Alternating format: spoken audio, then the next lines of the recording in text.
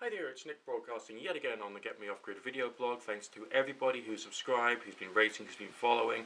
What I found really interesting about the progress within this particular video blog is people's priorities. I mean, there's a great deal of interest in the subject of energy, whether that's electricity, whether that's gas, whatever, whether it's for heating or hot water or space heating, or just, for your cooking. That's a great interest for a lot of people. But it's a much less interest, so it seems, to think about water safety, water security, water storage, preservation, creation of water from the atmosphere.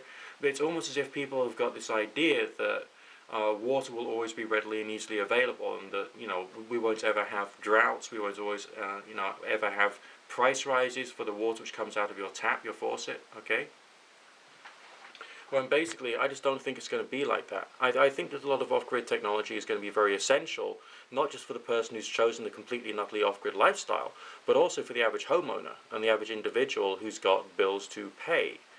Alright, that's another reason why I'm doing this, okay, because I want people to understand that there is a great importance to knowing some of the things which come out of the off-grid lifestyle, unless of course you're a multi-millionaire and you think that you can just pay to have your water imported from somewhere, or or you're very happy with massive fuel rises, and essentially even if you lost your job you'd be comfortable for like the rest of your life. But if you're like that, then maybe this kind of information is not there for you. But for the average individual, for those lower on the economic scale, knowing some of this stuff is going to become more essential, okay? I saw something on the news recently which suggested that food prices were going to, rise by an extra 100% within 20 years' time, possibly less. We don't fully understand the way the economy is going to grow and develop, but the fact of the matter is food prices are going to rise. This is why food preparation and storage, in terms of having a dehydrator and learning how to do dehydration, including of course solar dehydration, which I'll get on at a later stage, are things which you will actually need to know, as well as canning, as well as making of jams and preserves. All these things will basically become an essential part of our lives, just as they were maybe 100 or 150 years ago, okay? This is old technology which needs to be brought back in the modern era. So yes, I am still going to do more about energy. I'm going to make another solar panel. I'm going to be able to get my hands on some of the reclaimed wood. I just want to get myself like the acrylic perspex to be able to cover the front of the panel. I will get another panel made, a larger panel, trying to head for maybe about 75 to 100 watts for the next one.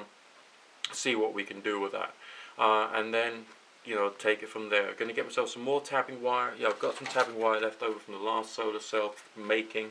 I've got some solder left over from the last solar cell making, and I will be getting straight on with making another panel. Alright, and I will do a video showing basically how to do it quickly and efficiently. I learned an awful lot from the first solar panel making effort, in terms of how to actually build a process so you can do it quickly, efficiently and reliably, so it won't actually take too long for you to get your solar panels made, okay? And there'll be a few other things that I'll be talking about, including using diode protection and all the rest of that. And yes, my own personal goal is to build up a massive collection of solar arrays. Now, I've had a few criticisms on this particular YouTube channel, and that is that I am doing this purely for the money, and I'm just using the money from the subscribers to basically buy cool stuff. Well, that's obviously a perspective, but it's thoroughly and completely incorrect. If you consider the quantity of money which has already been donated on the GoFundMe account link, alright, you will notice that it's substantially lower than just the cost of the photovoltaics themselves, let alone the tapping wire, the solder, the woods, the acrylic, the connections for the electrodes, okay, all of these other things. Why? Because I'm using my own money to actually do the solar panel creation. Now, why is it that I'm using the GoFundMe link? Well, there is a reason for that, and that is that I'm trying to accumulate more money so I can essentially do more. Alright, my personal goal is to go completely off-grid, and by that I don't mean just buying lots of gas bottles and doing my cooking and my heating that way, okay? I want to try and do much more without the need of using external technology, and if I can do that with solar, with wind power, with wood gas technology, that will be the best way of doing it. So I just wanted to leave you with that thought, let you know what's happening, keep you aware that there's more developments coming, and look forward to the next solar panel creation video.